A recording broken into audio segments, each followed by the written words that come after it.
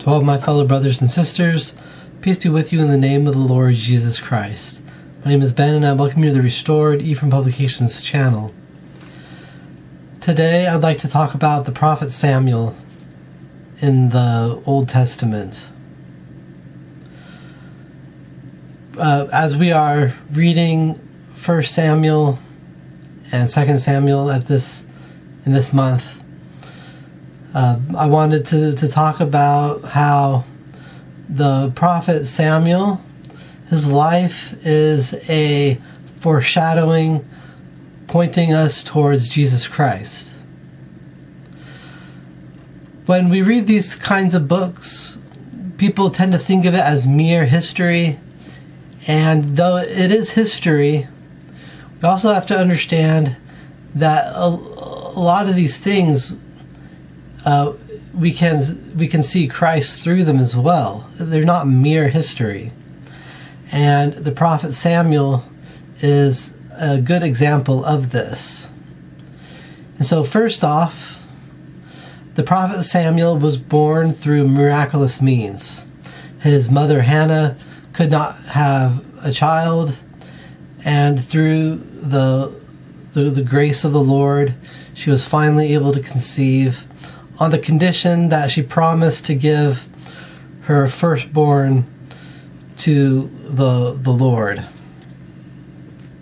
This clearly mirrors the idea that Jesus Christ, he was born through miraculous means, and his whole life was dedicated to his heavenly Father.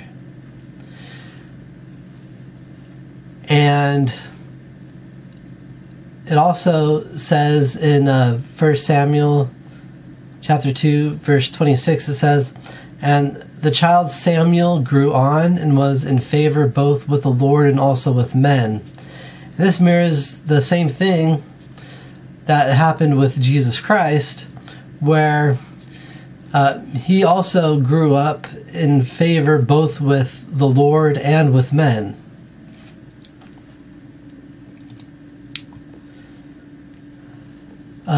When the prophet Samuel was a child, it says in 1 Samuel chapter 3 verse 1, "And the child Samuel ministered unto the Lord before Eli, and the word of the Lord was precious in those days. There was no open vision." And so during Samuel's early days, at that point in time in the house of Israel, the gift of vision and prophecy seemed to have diminished, at least, or even went away. And this was, of course, because of the wickedness going on within the house of Israel. And this mirrors what happened in Jesus' day, before he came.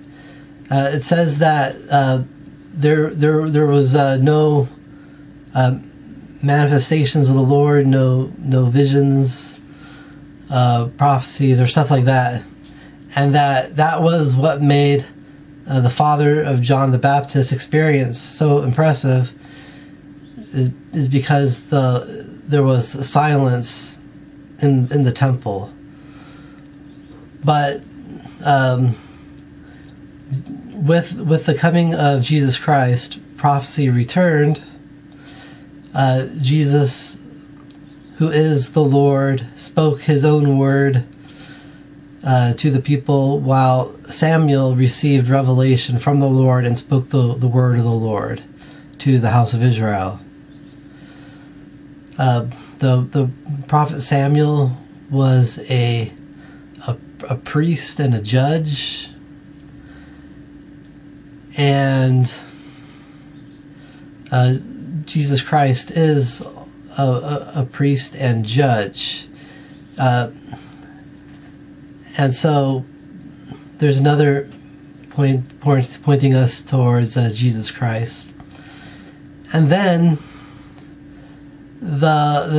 during the prophet Samuel's day, the children of Israel got tired of being a free and independent people, And instead, they wanted to be like the Gentile nations around them. They wanted to have a king.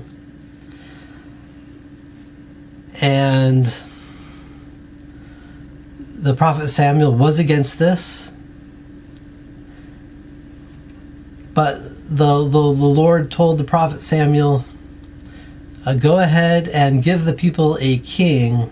It's not you who they are rejecting, it's me who they are rejecting.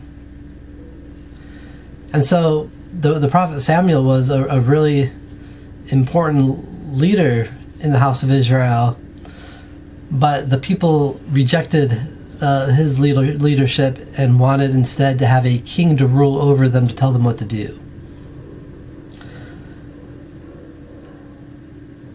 And this mirrors the life of Jesus Christ, because Jesus Christ was supposed to be the leader of Israel, but the leaders of the Jews and a significant portion of the Jews, they rejected him in favor of serving a Gentile government, which is the Roman government.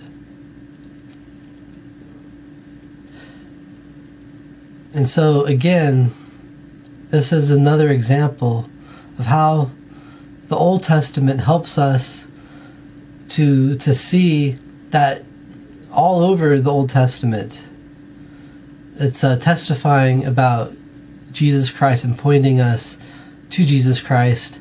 When we read the Old Testament and we see the people that the Lord calls, like the prophet Samuel, we need to examine their life and see how this person's life helps us to see Jesus Christ.